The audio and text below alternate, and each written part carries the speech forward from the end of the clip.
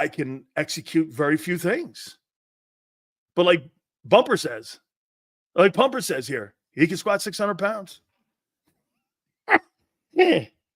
All that said, don't forget on Sunday, pregame, halftime, postgame, our legendary is Zuzu. Hertz is a Zuzu. The man, the myth, the co-host of Birds 365, Big Z, Zander Krause.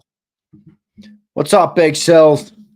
How you doing there? How's it going there, man, on this Football Friday? I'm good, man. I'm in a new location right now, so hopefully my you look everything good. look good, sounds good. Yeah, you look clear, dog. Good. Oh, hey, folks, he must be on the French Riviera with, that's where he's at right now because, no, I'm at my girlfriend's house. But hey, I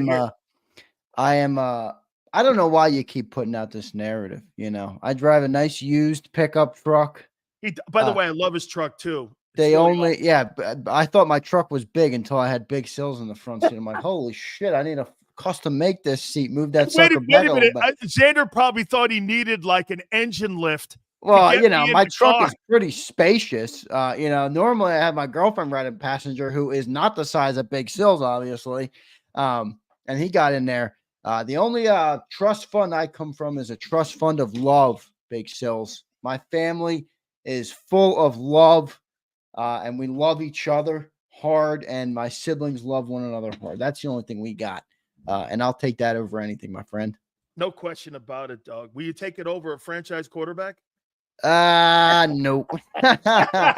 Hey, listen. I'm not as out. I thought John said some great stuff today. Listen, man. John said some good stuff. Not everything I agree with. I think he's but I do appreciate the rational approach that he had of, he's not ready to count him out just yet. But listen, I mean, look, the problems are there, right? I mean, the problems don't exist. They are there, and they are there for anybody that wants to see them. Now, can we overcome them? I think that's a better question, and the one thing I'd push back in your whole hour and a half show open that you had today, the one pushback I would have on you would be like, well, why can't Jalen improve? Like, I understand what you're saying, that at year 5, typically people are going to be who they are. And I get that. But I watched Baker Mayfield improve. I watched Geno Smith improve. I watched Lamar Jackson. That dude damn near improves every single snap, for crying out loud, Lamar Jackson. I watched dudes improve. I mean, look at Sam Darnold, right? I mean, look at some of the quarterbacks around the league right now that have made a resurgence. And, I don't think Jalen has any work ethic problem. I don't think Jalen doesn't want to commit. Now, does he lack some maybe inherent skills? Yeah, I think that's probably possible. I think Baker Mayfield does too. I think Geno Smith does too. I think Darnold does too, right? And that's where I would say I'd like to give him patience. Now, where you bring up the right point back to me is, dude, you got the guys on the full contract. Geno Smith never got the big contract. Baker Mayfield never got the big contract until he proved it. I get that. And what did you call it? Breastfeeding or something? Yeah. I said, you want to breastfeed the guy for 12 weeks in the ground game. So I get that. Going there. I get that, but I think if the contract wasn't tied to him, which it is, you can't get rid of that. I think there'd be more lenience with allowing him to grow a little bit. But look, the reality is, you're right. He's paid, he's under contract, and he's got to perform. There's no doubt about that. Couple things that you said there, though, and I think you can answer your own commentary there with what you said. Okay, does he get the proper coaching? Well, I pointed out to you when he only had really good coaching that fit his skill set. Outside of that, he's 17-14. When he's had great coaching around him, like you see with Darnold now with Kevin O'Neill or Kevin O'Donnell up there, you see what's going on with Todd Monken and how Baltimore coaches him. Right. There's great coaching there. You look, by the way, in the right scheme, they run 12 personnel there. They don't run. I mean, I that was pointed out by Greg Cosell, and I'm like, why in the world would they run 3 wideout set when the guy can't for 3 years find a third wide receiver, and he hasn't for 3 years, going on now 4 years. Yeah. Why have that position on the field when it's a non-factor in anything they do? Well, do they have the wrong tight end too then? I mean, Calcaterra is nice in the passing game, but he can't block for shit. Okay, well, eliminate either the tight end or the third wideout. I mean, you have to help. By Yeah. the way, I mean, look, you bring up a good point, but here's the thing, right? If it's you're a going to scheme go, issue there. no, I know, I get what you're saying, but here's my pushback. Why do you want to take the third receiver off the field? Because Jalen doesn't find him. Okay, great. So if you're going to go to a 2 tight end set, don't you want the tight end to have to bring a skill set to the table that's not receiving the ball? No, I don't want another tight end. I want to run. I want a fullback like they do in Baltimore. Okay. What's that called? 12 personnel. I thought 12 personnel was 1 running back, 2 tight ends. No? I want to have 2 wideouts. Oh, that's 2 11 wideouts, personnel. a tight end, That's and a 11 fullback. personnel. My bad. Okay. 11 personnel. Right. 11 Okay. personnel. My bad. Yeah. I want them to have a fullback back there because why? If you're a running team, don't you want to have the skill set fit the quarterback and the running back? They don't want to be a running team, though. I mean, they really don't. By the way, just a quick update, and we'll get into what you just said. It feels like a good time to plug the shirt I'm wearing because Mekhi Becton has been ruled out of the game. So that means you're going to have Tyler Steen in there, and you're going to have Fred Johnson in there. And I got on the Stout U shirt today. Oh, I like it. That? Can you see that? Yeah, you can see it. I like that. That's cool. I like it. So I got the Stout U shirt on today, hoping that this team, big shout out to Abe. I think Abe's in the chat right now. Abe helped me with that design. So that's pretty fresh, isn't it? Absolutely. But nice Zander, long sleeve black does. Stout U. Guess what else the fullback does? It creates max protection for the quarterback as well. And you can allow the running back to get out in the flat. What's the couple things? Dude, just look at the schematics of the offense that doesn't fit him. And John brought it up perfectly today. Dude, the thing that's the same, it is the Kellen. You're right, and he's right. It is Jalen Hurts' offense because you know why? Kellen Moore only sees his limits. He sees his skill is limited. He doesn't run a particularly pro-style offense. How come last night Matthew Stafford gets 2-star players back? This guy looks like Matthew Stafford and throws for 4 touchdowns. You get your guys back, you throw 14 passes. And you take it out of the hands of the guy. I mean, look, that's one of those things where I don't have a pushback on that. I mean, they're just different players, and it's very obvious when you see something like that, right? You see Matthew Stafford get back receivers, and I mean, boy, did he look good. I mean, I was laughing last night watching that game because, you know, we had the conversation yesterday, and we brought up Matthew Stafford, and we were talking about what he would do. And I was looking at his stats, and I'm like, boy, he's got, 3 touchdown passes in like 5 or 6 games? Now, last night he had 4, and I'm like, God damn, Matthew Stafford gets his weapons back, and you can see what he can do. But no, I was laughing about that. But look, his head was on a spit going like this. He was on a swivel. And I'm let me ask you. You can't defend that. I know. Let me ask you a question. And everybody in the chat, I'd like you to check in as well, because I know we have a lot of people in there who are mixed, right, on Jalen Hurts, and some don't like him, some love him, some are in the middle on him, some are probably where I am, which is you're hopeful he can be better, but you're not sure if he can be. Do you believe if he had the right coaching, he could be a great player, great quarterback?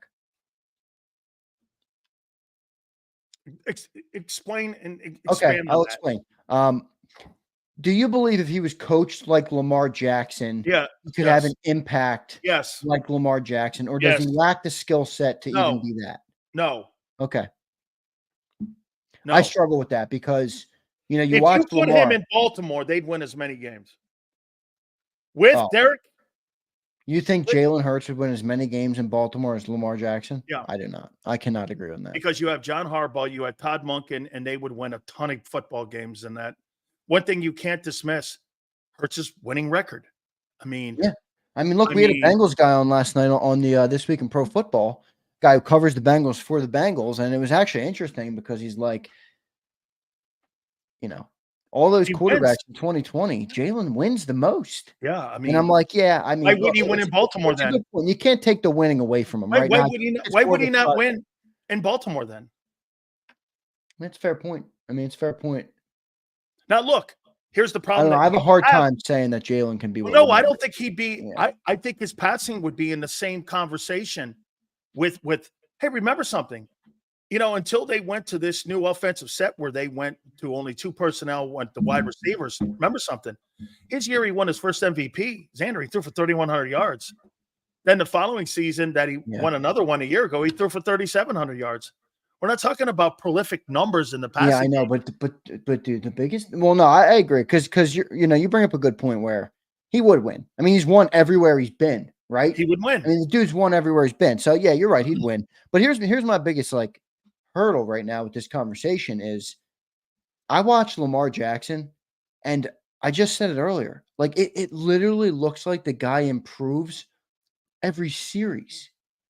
Like even since he got paid, right? Now all of a sudden he's throwing the ball well again. And you're like, Lamar keeps adding to his game. Yeah, but Henry's helping a lot of this. Henry's helping a lot. All right, we had Saquon. Okay, again. Why does Jalen look worse with Saquon? He doesn't what you started this segment with. He doesn't have the right coaching because you have front office meddling and you have an issue. Like you've told me this for the last 4 months. You're not wrong, but you keep forgetting it a little bit here. Dude, this is the setup. I know. Okay. And to me, it's the same. Hey, do you think there's a little deja vu between Wentz and Hurts? Yeah. And I think there's maybe a potential PTSD type of thing where you almost assume that's what's happening because we saw it before, and then I also think that's happening with the season last year where so many people, myself included, are so weary of buying in because you're like, boy, I bought that fool's gold. And ultimately it got our team nothing. And our team was shit. I mean, last year was an unsuccessful season for the Philadelphia Eagles. By far. It was completely unsuccessful. Completely. So I think that's playing into it. I think Wentz plays into it. And I think organization-wise, I think the Chip Kelly PTSD is still there. I don't think Jeffrey Lurie bought the team and was like, I'm going to be the owner that meddles. Now, he doesn't do it in an overt way. Well, he didn't because he didn't meddle with Reed. I mean, look what he did. He put Howie. He said he put Howie in the broom closet. Yeah, absolutely. And said he basically demoted him. Howie said on an interview before, I thought I was never going to have power back in that organization again. He said that. Lurie did that in favor of a coach. That's ultimately what we want. Now, Chip wasn't the right coach, but I think that's now turned. Jeffrey Lurie saw that happen and said, holy shit, I'm not doing that again. I trust Howie with my money. He's proven he can at least put a winning team together. He's proven that he can correct some of the things he does wrong. And maybe he's all right being here. And by the way, he also has a Super Bowl now since Chip Kelly. Right? So maybe he's looking at this thing and is like, I don't think, like I said, I don't know if Jeffrey Lurie ever approached this thing with the bad intent of how being he runs the team like you would run Procter and Gamble. Okay? That's how he runs the team. Yeah. He has complete say. He runs all departments. His hand is in every single sandbox. And in most organizations, let me ask you this. Maybe because Andy lets him, because he empowers so many people, you think Brett Veach is involved with Andy Reid and putting a game plan together with Patrick Mahomes? You think he makes any suggestions to Matt Nagy and Andy Reid and to Patrick Mahomes? The owner or Brett No, Veach? general manager Brett Veach. No, you think he makes any say on what play should be run against the Ravens? No, I don't think he says a single word. Or who should play? Dude, Sills, I told you, I watched that quarterback show, and I know it's produced, and I get it. I know it's not a perfect look, but dude, there was one practice in the heat of the 22 season, which is the year that the Chiefs ultimately beat us in the Super Bowl. Andy literally goes out to practice and says, okay, this is the concept of what I want to do. And he lets Mahomes and Kelsey fill it in. Kelsey, where do you want to go? Mahomes, what do you want your X and your Y to do? Oh, and I watch that, and I'm like, that would never happen in Philly. Ever. It empowers the quarterback. It empowers your players. I also think it's empowering to your coach because it allows players to buy in and believe. And look, there's a reason every player that leaves Andy loves Andy. Why? Why does Andy connect with that? Because he believes in them. He shows them he believes in them. He accentuates their talents, and he lets them have freedom. Everybody in a way, Sills, everybody, regardless of what you do, you in your life as a host of the National Football Show, me in my life, everybody in the chat, everybody wants freedom, right? Everybody wants to have say or feel important or whatever it is, however you quantify it. I don't think they're doing a good job of that in the Eagles organization right now. And I think it starts with the split from front office to the coach. Now, I'm just speculating. I don't have any inside information to tell you guys that I'm for sure. But, and I think that's trickled down now to the quarterback. And, part of that is with Jalen taking over the reins again this year, where John has reported this. He's like, Jalen's might be happier now in this offense than he ever has been because he's always desired this extra bit of control over it. And now he has it. Now, whether it's working out, that's a separate conversation. Hey, but well, I don't think the organization does a good job of empowering people. Imagine it's me every day. Hey, Sales, what's on your show sheet today? You would have no idea what you're about to say right now, how many times people have come to me.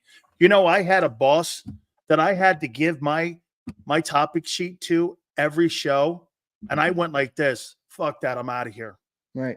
I agree. And I've never done that to you once, and I never would do that to you. I hired you because I believe in your talent and what you do. People don't like that, though, man. I know, and it doesn't happen a lot, but I do think that it's especially. You know what, though? Wait a minute now. I'm going to tell you this, though.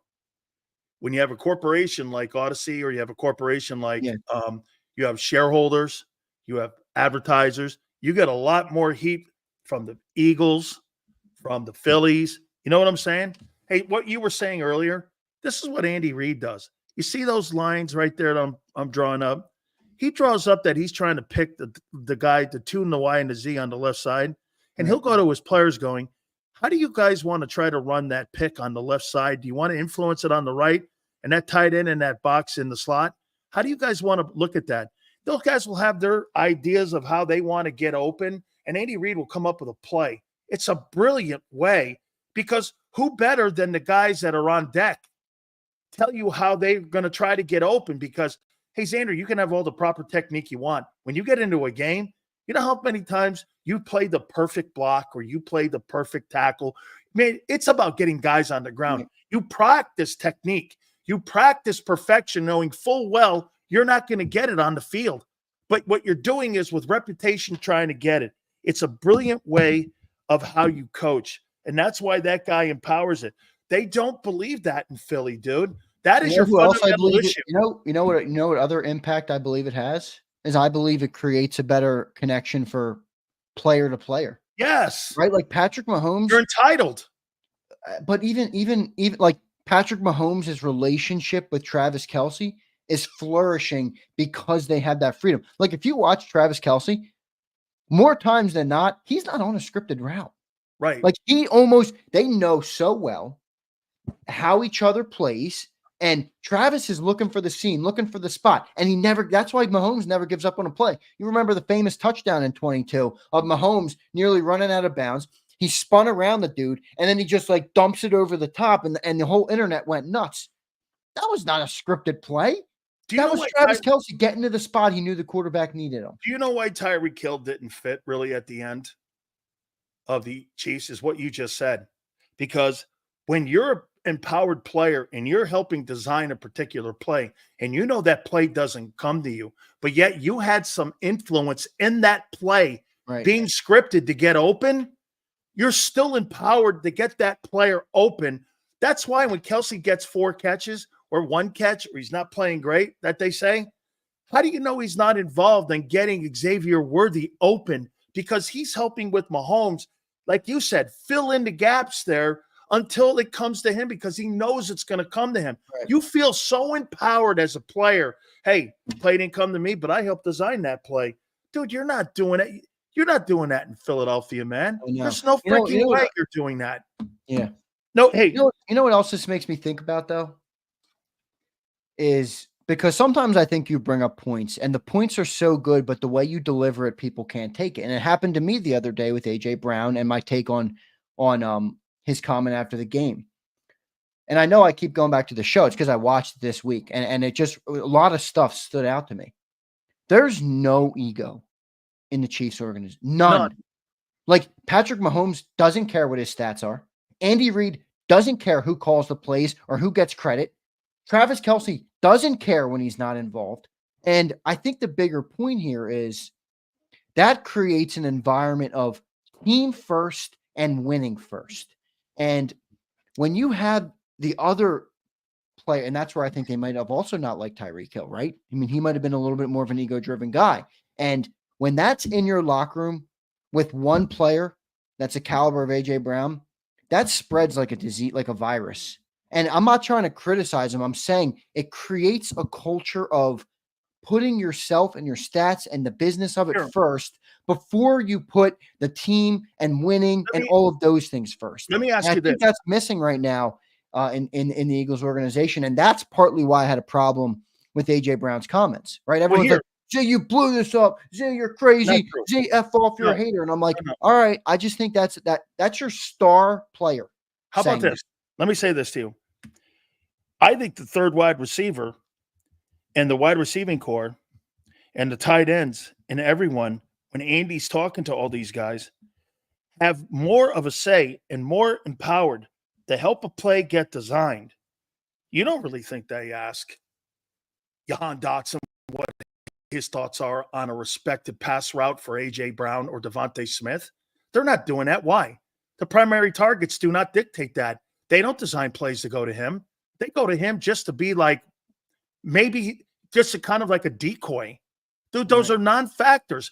But when you're the wide receiver, the third wide receiver in that room, that's why Jeff Stoutland is such a great coach. You know why? He coaches the first, second, and third team guys. You know why he's the best coach? He coaches like Andy. Right. Because he coaches the first, second, and third team guys the same way he coaches the first team guys. Yeah. And you feel empowered when you go out there and play that you have been getting first team reps all week long. And that also comes to the players too, Sills. Like, that's Jalen Hurts' job.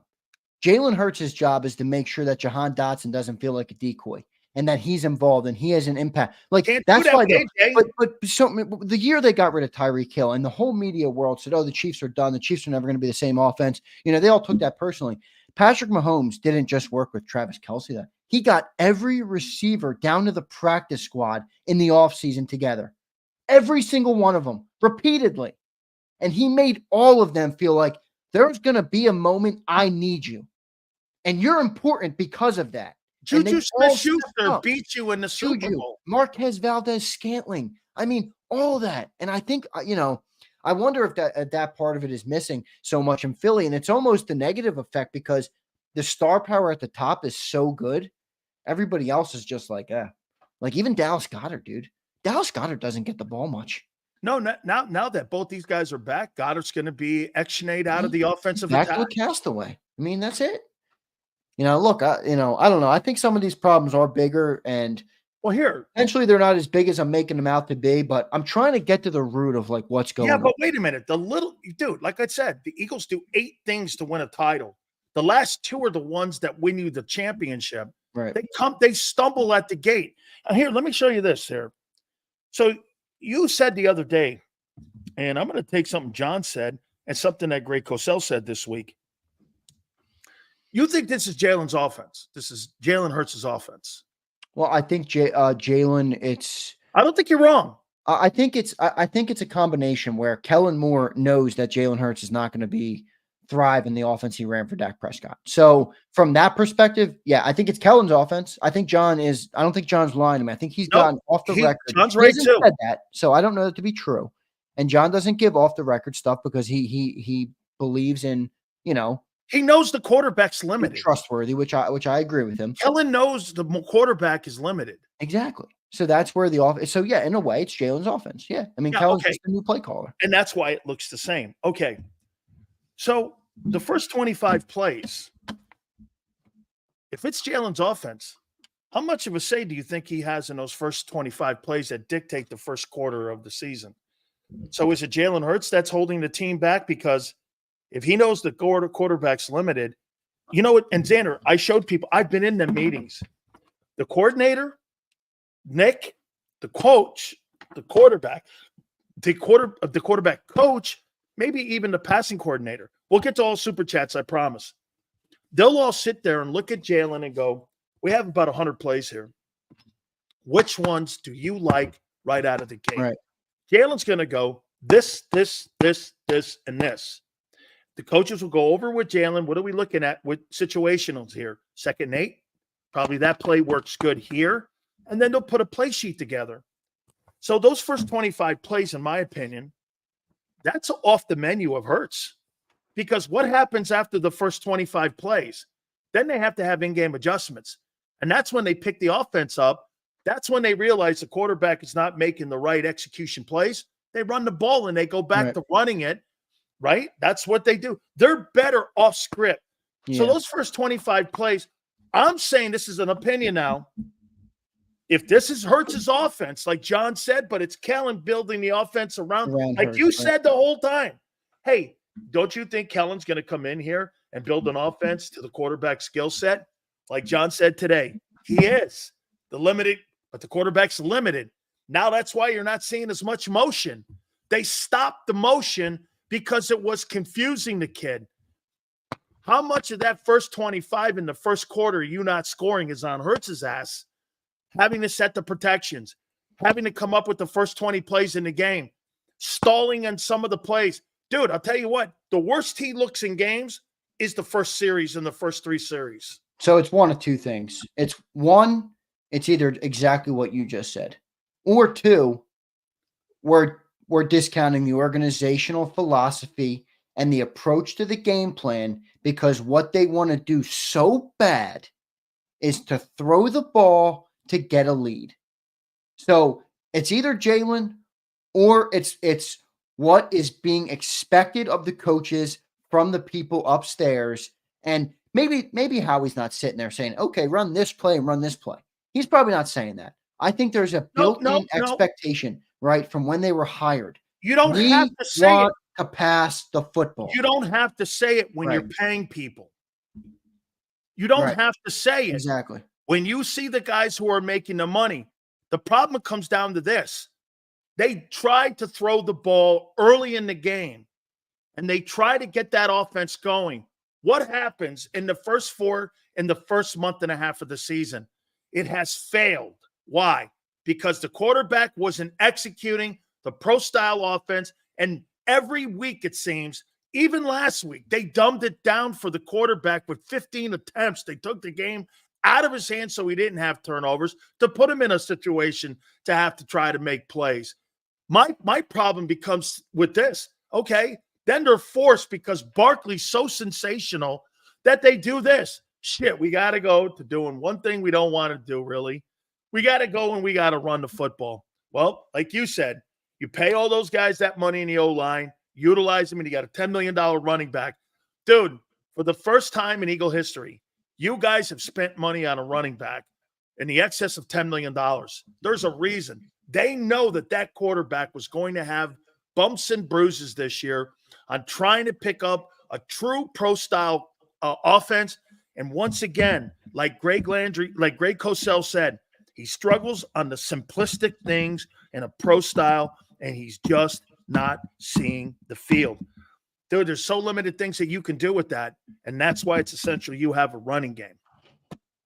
Yeah, I mean, look, I don't think you're wrong. I don't think you're wrong. I mean, I know we're at this point we're in speculation land, but actually, the results are dictating exactly what I'm saying here. Yeah, they are, and that's where I don't know. I don't know what the fix is to this because you brought up that super chat and you said to bring it up when I'm on here, and I'm like, I agreed. I mean, I'm like, it doesn't make sense. Like, Howie Vision is paying top dollar for 2 number 1 wide receivers. Okay, great. We got 2 great wide receivers. Awesome. A great running back. Fantastic. Pro style offensive coordinator. Great. Top dollar for an RPO quarterback. Like, I'm not criticizing Jalen. I'm actually asking you in the chat, everybody that's an Eagles fan, a question. Pieces don't fit. The pieces don't fit. Well, that's you can't put a corner puzzle piece in the middle, right? I mean, why sign the quarterback Jalen Hurts and build the offense to be a run and gun offense? Look, it doesn't make sense. Look at here. Let's use Baltimore because that's the prototypical pro style that Jalen and I think his skill set is. Look at what they did. They got an RPO coach in Munkin. They don't run with 3 wideouts. They run with a fullback. they don't really have – Zay Flowers is nice, dude. He ain't great. No. Okay, the tight end is good, and the running back is spectacular to take some of the heat off. And by the way, one of the reasons why those passing lanes are open, I told you yesterday, you can't just let Lamar Jackson and you come down backside and make that play on Derrick Henry and tackle him from behind, because you know what that quarterback will do? And that RPO, he'll take that ball up like Jalen did. How many times did you see him come out the back door in 22 where he took that thing up the sidelines? And I can't tell you how many times I said this on this show. Man, that thing was 3rd and 13. He's getting that. He's getting that with his wheels. He was so electric. And, dude, there was no third down that he wasn't going to get in 22 because everyone feared him in open space. Jalen Hurts is not Lamar in open space, but I'll tell you what, I'd be all right with that guy in open space if he played like that. He was electric. Now, I mean, what did Wink Martindale say to him last year after the season? We knew you weren't running, man. And that shitty Giants team beat you. I know. They knew you weren't going to be a factor in the run game here. Let me get to the – You know what the crazy part of this is I've been really hard on Jalen. And I don't think I have been, but people have commented that I am. I've gotten some hate because of it. I really don't even think this is on Jalen, man. Like, if I were him, I'd be fucking pissed. Yeah. I'd be pissed off. Now, he's not, because he got a massive contract. And at the end of the day, he's set for life, and that's fantastic. I'm honestly very excited for the young man. It changed his entire family's future for multiple generations of people coming after him. So, no, he's not pissed. But, boy, when you get to the end, Sills, and it ain't all about the money, and you're used to the money, talking he might legacy. look back and be like, them motherfuckers. You're talking legacy now. Yeah, them motherfuckers really messed with my football career. And I don't know. I think he might have that conversation with himself at some point. Maybe he's had it. Maybe he doesn't care. I don't know. I'm not sure. I don't know how he's wired. But when you're young and you're getting a direct deposit of $2 million or $3 million a week, may kind of cover up some of the pain, don't you think? Yeah. I mean, you know what I mean? I mean, let me ask you this question here. So Joe Burrow and Jamar Chase have the highest passer rating combo between quarterback and wide receiver in the National Football League. They have 141 rating, which means they're the best QB and wide receiver combo of any combination in pro football. Who has the advantage Sunday, in your opinion? You talking about just wide receiver quarterback combos?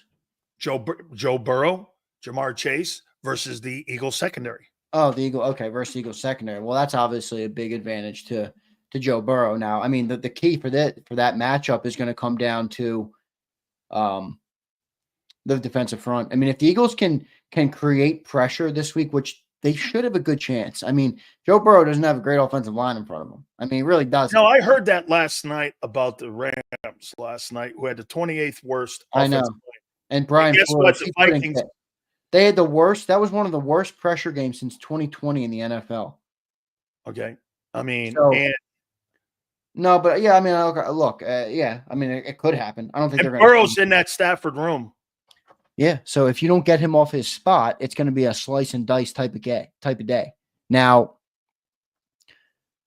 if you're asking me who has the advantage, yeah, I mean, Jamar Chase and Joe Burrow have the advantage. But can the Eagles lessen that advantage by moving him off his spot, creating pressure, not letting him be comfortable in the pocket? Yeah, 100%. I mean, that would be the method to do it. And it's going to be a big Jalen Carter day. I mean, he's got to create pressure up the middle. He's got to open that up for those edge rushers. And if you get home and you put pressure in Joe Burrow's face, he's not going to be able to be as good as we all know he is. Now, he's great. He's going to make plays no matter what. But the idea is to lower how many plays he can make so that you can win the football game. And I think that's where the Eagles got to get to. Weirdly, this is going to be a defensive game for the Eagles. Not in that you're going to stop them, but if you don't create pressure, they're going to put up 40 points. Oh. I mean, he's going to score every drive. And it's not a knock on the Eagles defense. Quarterbacks like Joe thrive against our style of defense. They just do. I mean, we've made Baker Mayfield have 80% completions, I saw Derek Carr having 90%.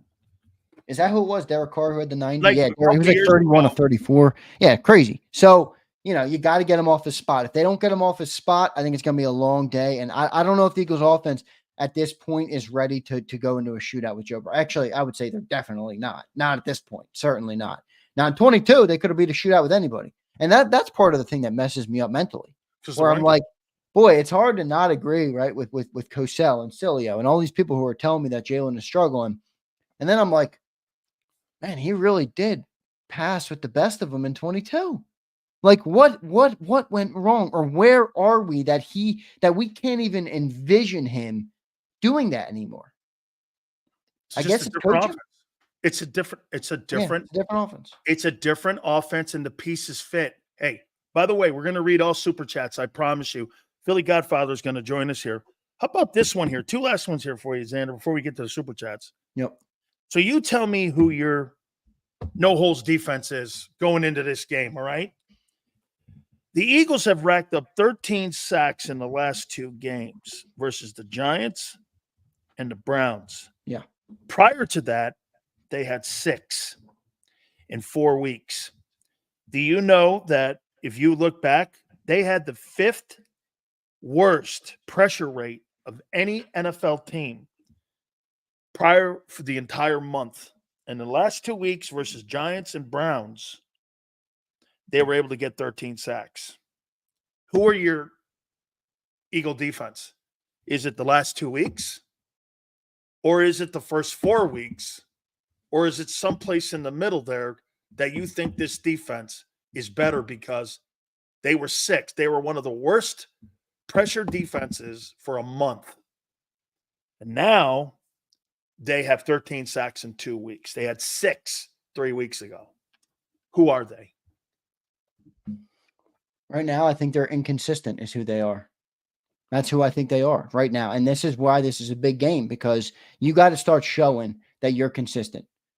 You can't just show up one week and not the next and expect to be a Super Bowl contender or a championship football team. Right now, they're inconsistent. I think they have that upside. Now, yeah, and the Giants and the Browns, I mean, you can't take that to the bank. That's not going to be your identity. Yeah, but I do think what NS says here, I do think they have made that. Adjustments have been made by the coaches. I think there's some of that by Vic. Yeah, I mean, we'll see, but they're bringing more pressure. Yeah, well, Vic brought more pressure. Dude, you're not going to bring pressure on Joe Burrow. No. He is going to slice you and dice you. He's going to crush you, like you just said. He's going to crush you. No. So you don't do that. Spike. Let me just push back on my man, Spike. Spike's in here. Xander's a front runner, not a true Eagles fan. 2 days ago, not 2 weeks, Spike. I have the receipts. I got all your comments on Jacob. You can go back and delete them. I got them all, my friend. He was commenting, Eagles need to draft Shedeur Sanders. Now he's back in Eagle land, Eagle happy land, and he wants to tell me about my opinions. Spike, if you were broadcasting, you'd be 3 sheets to the wind, brother. Fuck off. Like, he does the same thing to you. He comes in here, rips on you, and then the next day he's like, oh, wow, Cilio was right. And then 2 days later, he's back to calling us all sorts of names in the chat. Spike, get out of here, dude. Hey, Spike, you're a pebble in my shoe. It's all good, kid. Nah, hey, that's too much. Now, do you want to do your prediction now, or do you want to do it after the super chats? My prediction, I'll put it out there. I'm ready to put it out there. By the way, here's mine. I'll tell you first. I think this is going to be a game handled by the Bengals, and they're going to take care of business, get to 4-4, and they're going to beat them 30-21. Yeah, look, I don't have a problem with your score. I think it could certainly go that way. And John had the Bengals as well, 31-26. John had, interesting, John and I had similar scores. I have the Eagles winning this week. I do. I have them winning 31-28. I don't feel like it's an Eagle-colored glasses pick. I think it's I don't want to say it's a must-win game, but it's do or die for this team in that your fan base, and I just talked about Spike, and I just talked about me, your fan base is teetering because your team is teetering. This is the first opportunity to say those 2 wins over the Giants and the Browns weren't bullshit. We're a good football team, and we can beat good football teams, and not only good football teams, we can beat good quarterbacks. And if they do that, now I think you're looking at it and you're like, wait a second, Sills, because I agree with a lot of your criticism of the team. You beat the Bengals this week and you move to 5-2. You're all of a sudden starting to see the light as a fan where we could pretty easily get to 12, 13 wins this year. We could pretty easily, if we handle business, versus a lot of teams that we're supposed to handle business against, because let's be real, we don't have a world beater schedule. I mean, we're But not. if they take care of business against the Bengals, you're going to validate what you did against the Browns. Exactly. And that's my point. And now and also you're creating a bigger trend of more consistency. Now you're starting to form a real identity, right? You just asked me on defense. Well, the defense doesn't have an identity yet because they've been so up and down. You go out there and you slow Joe Burrow down. Now you're building an identity that you can build on. And I think that's why this game is so important. I'm not going to sit here and say it's a must-win game because if we lose, we can get back into it. But is it going to create all sorts of confusion for your fan base like the first 4 weeks did? 100%. And we wouldn't be wrong to do so because we're so up and down, right? And then you'll add in, okay, you play a good quarterback and you get beat. This is a big win, not only a big week for this team, not only for the fans, but for the team as well. Like, you know how it is inside an NFL locker room. You know way better than me. I've never been in an NFL locker room. You start to realize like who you are as a team too, would be my guess. Yeah. Right. I mean, if this team goes out there and gets a win, you got to start feeling good. You got to start believing in what you're going to be. And you know you're not there yet, right? That's the climb. That's life. Welcome to life, man. You never reach the peak ever in anything you do in life. You never reach the peak. It's all about the journey to get there. It's all it's about. And the Eagles know that. And they have a high, I think they believe they have a high ceiling. And I think if they win this game, man, confidence goes a long way in the NFL. I really think it does. And if this team gets a win, I think it's a real win you can really build on. I have 31-28. I have the Birds coming out and winning in a big way. I have Jalen showing up more so in the passing game. I don't expect him to beat Joe Burrow. I expect a balanced attack. I expect a good day from Saquon. I expect AJ and Devontae getting their numbers, and I expect finding that winning formula again. I spoke about it at 2-2. I was concerned that the team lost the winning personality, right? Like even you go back to the 22 and the 23 in the beginning of 23, dude, we were like 26-3 or 4 in a certain period. Like, you know how it is. You played for a winning franchise in Miami, winning organization. Losing becomes so unusual when you do. It's almost like a freaking, what just happened? I'm Zander, so not used to this. I was worried at 2-2 though that they started to get used to losing. You can get a win this week. I think you changed that trajectory. I went from losing one game in 3 years in a regular season to the Bucks, who lost 14 games. Yep. I lost more games in 1 year than I did in 4 years in high school and 5 years in college. And I'm going to tell you, doesn't it? It's numbing. Yeah. It's mind numbing that all that happens here. All right, let's get to the Super Chats. Philly Godfather is going to be around the corner talking about week 8 of the National Football League. I think we got a bunch of them here. By the way, we really appreciate you guys and all your Super Chats. Zander, this week was a monster week in Super Chats. Please hit the like button as well. You guys were great here. Yeah, man. JAKIB Nation's really been crushing. I appreciate everybody so much, man. Even people like Spike and everybody that disagree. If you spend a minute of your day watching JAKIB, you're good in my book, man. I appreciate it. Man. Me too. Trucker checks in. Like I said, this Eagles game or this game for the Eagles is important. What did we say about the last 7 or 8 games of last season? It's a good point. Yep, absolutely. Polska. That is absolutely right. I agree with you 100% because you're trying to get momentum going into the back end of your schedule here. You don't want to be playing great. Hey, by the way, maybe this is a reverse of a year ago. Maybe you will pick up steam and start playing great at the back end, where last year it fell apart at the back end. You'd want to be playing great ball going into January and hopefully February. Great super, Polska. Appreciate your support, my friend. Abe checks in. Abe says, Vic versus Bengals in 21. The score was 15-10. Chase said in press they're preparing for Vic's 2 high safeties since that game's Burrow was 15-27 for 157. So you're saying Vic kind of shut him down in that game. Abe, that's pretty good insight right there. Yeah, well, let's see if they get pressure on him because pressure is going to dictate that. Yeah, right. Like I'd have to see. That 2 high safety is not going to work so good if that defensive line is not getting pressure. And remember something too. If you're talking about Vic versus Bengals in 21, where was Vic in 21? San Francisco? or Chicago. I forget where he was. Was he in Denver? Oh, yeah, he was in Denver. You're right. He was in Denver. He Well, might you have know been what, in too? Denver at that time. You had, As a head coach, I think. hey, by the way, he was in Denver. By the way, you had a great pass rush, and you had Patrick Surtain up there. Yeah. So, you better get pressure on him. Denver got pressure in that game. Yep, no doubt. Let's go to Anthony Wilson, my man. Appreciate you, Anthony. He says, how can you say the pieces don't fit Zander when those pieces got you 3 points from a title 2 years ago? Problem is he just needs to evolve. Patience. And Sills, before you answer, I'll answer Anthony real quick and just say, well, Anthony, I think you bring up a good point where how could you say the pieces don't fit when you're right? The reality is they were 3 points from a title.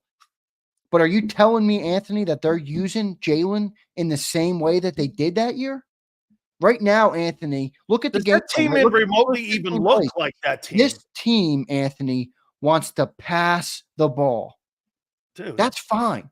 But that's not particularly what Jalen thrives. That's such a bad take. This team is not even remotely. I don't think it's a bad take. I think he's. But that team is so different from this team. That team had veterans everywhere at every level and every side of the ball. This team doesn't have anything like that. I'm not going to say it's a shit take. I think it's fair logic. I think you have to look at the real problem, which is they took Jalen away from what he did best and wanted to turn him into this high prolific passing quarterback, which I'm not even knocking him. It's just not his game. Dude, the only guy that doesn't fit in Philly right now is Hurts. Yeah, I mean, if you took Lamar Jackson and said drop back 40 times, never happened. Game and don't run, you're not going to work.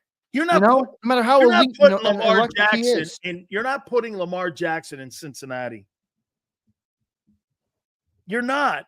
He's not. Well, Anthony follows up, and I appreciate this. He said that's why I said evolution. Anthony, I would argue there needs to be more evolution. Not involved. Well, I think the evolution really needs to come from the freaking organization. Stop, get your ego, take it, and throw it out the damn window. Look at who you got, Anthony, and build around that man. They're not doing it, though, dude. They're not doing it, and that's my biggest fear. But I appreciate your point. You know what? The front office can lose this. I'm saying the front office is going to lose this Bengal game. I'm not saying that the Eagle players are going to lose it, because you know what they're going to do? They're going to be boneheaded, and they're going to be bullheaded, and they're going to throw it. I know it. They're not going to stick to their guns. Yeah, you don't want to get into a shootout with Joe Burrow. I really don't think that's the method to win. Jalen checks in. Jalen Mad Day. Appreciate you, brother. He says regression. He did in 22, so he can, but Hurts choosing not to. See, this is where sometimes going back and reading supers can be hard. I'm not sure what he was saying this in regard to. Oh, what do you want me to do? Dissect the guy who can't? Hey, just put it out there, Jalen. Yeah, I'll follow it up. You don't got to send it. We'll follow it up. I'll try and. Okay, you're still in here, brother. Give me a response on that. There he goes. Okay, yeah. Opposing D are playing Jalen differently in 22, and he needs to evolve. Yes. Yeah, I mean, look, that's what Anthony Wilson just said too. But he can't. John McMullen said that. Hey, why does the offense look the same? Because the quarterback's the same. I know, but they changed the offense around him. He didn't change. He's still the same damn player. You're banging your head against something that won't change, and it will make the quarterback a defect. You know why? Because they've coached the greatness out of him. It's frustrating. It is, man. It's next level frustrating. It pisses me off. Like sometimes I actually am angered at this shit. It really bothers me. Brian checks in. Jalen Hurts plays favorites. He has 3-person huddle between AJ and Devontae pregame. Where are the other receivers? Bad vibes. I've never seen it, Brian, but I would say that I would agree with you that he shouldn't do that. And I think it comes from the top, the ego thing. I really do. But so is your response. 25, 35. How you doing? I mean, it's true. And you know, there was an article, like I said, I went back and read the article in Sports Illustrated. They didn't pay all them guys that money. You sit there and run the ball 48 times. That's just they're gonna throw hey, you watch. I personally think that the Eagles want to get behind so they can throw the ball. Because that's what they want to do instead of handing it off to Barkley. Handing it to Barkley is the deal to beat Cincinnati stinks at the run, dude. Run it at them. Nope. I guarantee that first 25 will all be passes. The majority of them will be passes. You watch. Brian checks in again. Brian, appreciate your support of the channel, my friend. He says, after this year's failure, I would do Hertzy Boy a solid and send him to Indy with Shane for IR5. He doesn't mean Anthony Richardson, does he? I don't want that dude. Me neither. I have not. I'd rather take Joe Flacco. I'd rather take Jalen Hurts. Hey, I'd rather they're have him 4-3 right now because of Joe Flacco, not Anthony Richardson. Anthony, I don't know if he meant who would is Anthony Richardson number 5? Yeah. Okay, so then he must have meant AR5, I guess. Appreciate your support, but no, I don't want Anthony Richardson. He looks like. By the way, he looks like the Florida Anthony Richardson right now, right? He's not. I don't think completion percentage. I think Jalen's a better thrower and a better player than he is. Yeah, he looks Nasty Beach checks in. Hurts with all these weapons is like an 8-year-old driving a Lamborghini. # free Devontae Smith. -2 yards for a $25 million wideout. Can you imagine any one of those wideouts, including, can you imagine Stephon Diggs walking off the field having -2 yards? Holy hell would be paid. Can you imagine AJ walking off the field with -2 yards? Holy shit, dude. AJ would be screaming at that where the Liberty Bell is. Now, see, I have a different take. You know, I appreciate this 8-year-old driving a Lamborghini. That's not what it is. You know what it is? It's taking a car that's great in a straight line and it's trying to drive it around the Nürburgring. That's what's happening. It's not an 8-year-old driving a Lamborghini. It's not. It's taking a Porsche 911 and putting them in a drag race with a Hellcat. Here's not going to happen. Here's what they've done. They've taken Michael Schumacher. They've taken Michael Schumacher out of an F1 car. Exactly. They put him in a dump truck. Yeah. I don't know about that. I just think they're using Hurts wrong. I really do. And look, I think he's driving the wrong offense. He's driving the wrong offense. Yeah. Any more supers? Anthony Wilson. Jalen Hurts has been bad this season, but some of you don't know the difference between criticism and insults. He's 25 years old. Let him develop. Anthony, I don't believe I ever insult the man. I respect the guy greatly. I think he's a good football player. I think he's a good leader. I think he's a good dude. Snowflake, Anthony. No, but I'm not insulting the guy. I'm looking to try and win a Super Bowl. And we got so damn close we could almost taste it. Why does it look like we can't even sniff that anymore? That's what I'm trying to diagnose, Anthony. Not saying I'll ever be able to. Not saying I'm an expert, but I never try and insert players personally. It's not personal. Keep Evolving checks in. So it's official. Hurts is done in Philly. What we see now is pretty much what we'll get as long as Hurts is under center. Because of the organization wanting him to drive that way, yes. Yeah, they'll never change. Yep. That's the problem. But I don't know. I'm not going to say he's done in Philly. We'll see. Brian says, Jalen Hurts is not a 5-year-old. He's a grown man who can handle some criticism. No need for the fangirls to put a cape on for him. I meant IR5. Is that what he's called? IR5? I guess so. I don't know. Anthony Richardson stinks. I have no interest in him. No. Joe's is the one that insults Jalen. Why? Because I have a little fun with him. Buckle up, kid.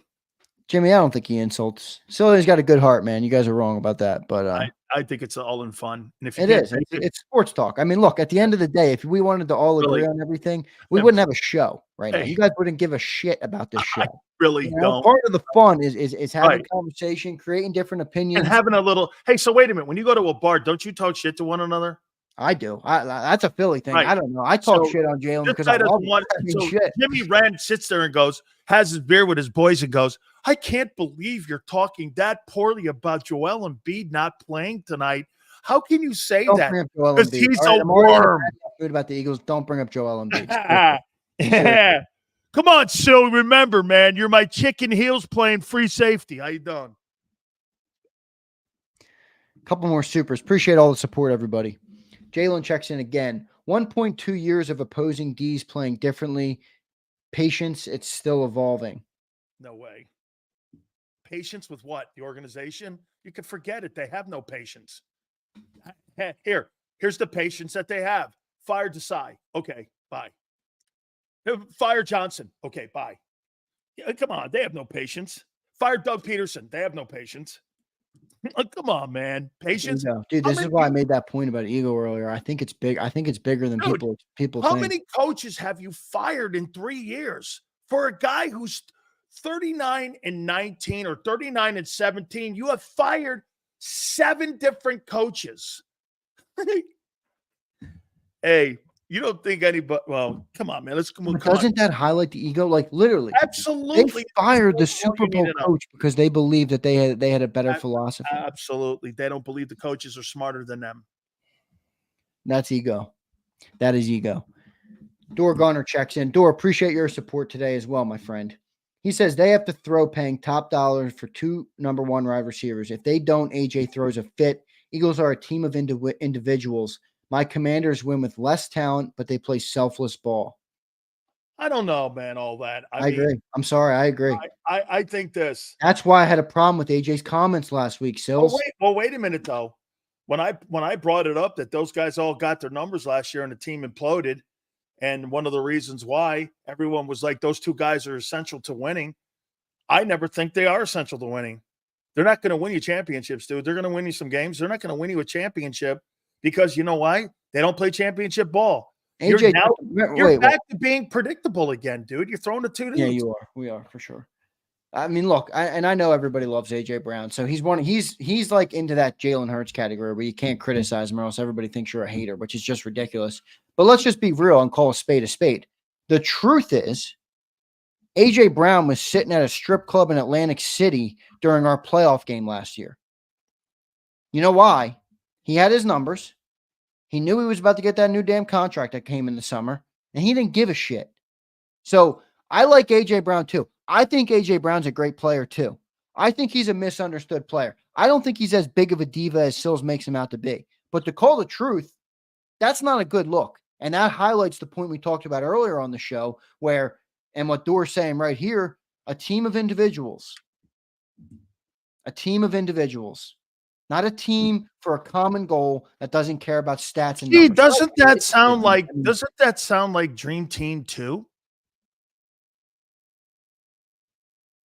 Doesn't this sound like the Dream Team 2 with Nnamdi Asomugha and them guys? Nnamdi Asomugha, what a bust. Holy shit. I can't believe isn't Bryce Huff the Nnamdi Asomugha of that team?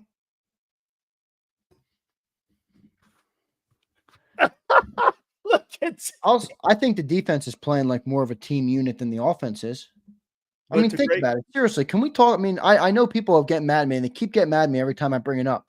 Sills, what you said, I mean, even 5 days removed from it, we beat a division opponent by 25 points. Saquon Barkley avenged the front office that fucked him in New York. And the first comment in the first interview in the stalls after the game is, hey, man, we'd like the ball too. Dude, I'm sorry, man. I am sticking to my guns on this. I don't care how many comments I take. That's a stupid comment. It's a dumb comment. Coming off an emotional week and a controversial week, too. Yeah, for Saquon. I mean, it's just stupid. No, for Nick. Right, Nick, Saquon. I mean, I'm sorry. I had a major issue with that comment. Brian checks in one more time. Brian, appreciate that, man. Thanks to everybody for the super chats today. Xander, you know Joe Burrow's aura dwarfs Jalen Hurts. Jalen has no chance in 22 years. Ancient Jalen Hurts Golden Girls keep defending him. I mean, hey, Joe Burrow does have that pretty boy aura, I guess you could say. I don't really care for that. The dude's a good football player. That's what I care about. I like the furs and the hair and the arm. Okay, I like the whole thing. He's Joe Namath, 2.0, 2024. I like the dude, man. All right, let me answer because this, I appreciate pushback.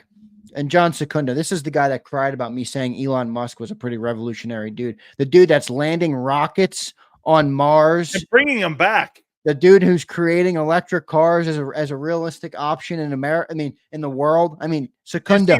Oberman wants to lock. I think the snowflake Secunda. Hey, and you see Oberman wants to lock him up.